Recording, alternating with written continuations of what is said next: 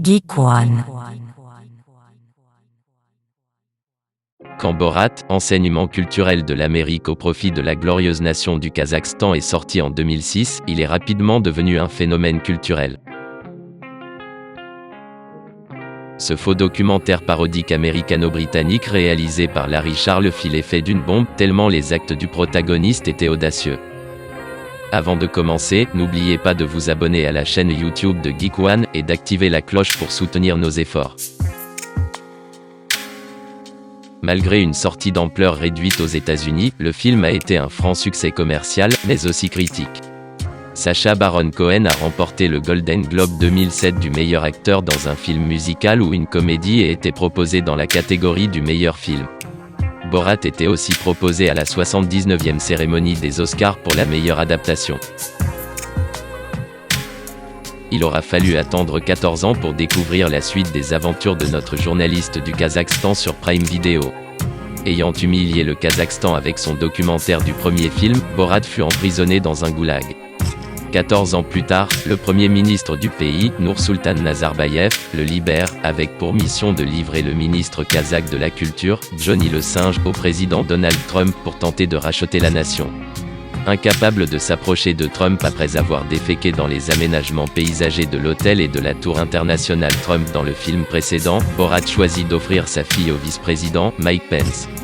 Le film explique assez tôt que Borat est indéniablement trop facile à reconnaître. Donc Borat, qui est déjà un costume, doit se trouver plusieurs autres costumes afin de se faufiler dans des magasins et des événements sans être démasqué. Le film serait beaucoup moins crédible sans les nouveaux costumes, parce qu'il est difficile de croire que Borat puisse encore piéger du monde en 2020.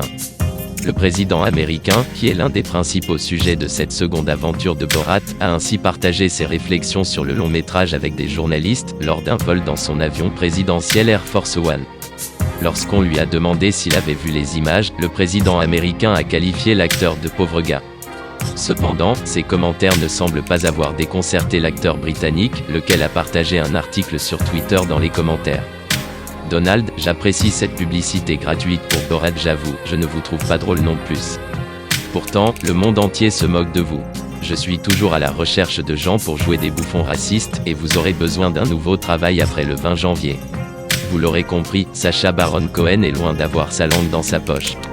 Pour conclure, Borat, le film d'après, l'incroyable subterfuge au régime américain pour mettre en lumière la nation du Kazakhstan, jadis si glorieuse, est selon nous, un film en accord avec son temps. Fidèle au premier épisode, ce documentaire se veut plus scénarisé que le précédent, mais tout aussi efficace. Conscient que l'humour de Sacha Baron Cohen ne fasse pas l'unanimité, nous vous suggérons tout de même de le voir, ne serait-ce que par curiosité.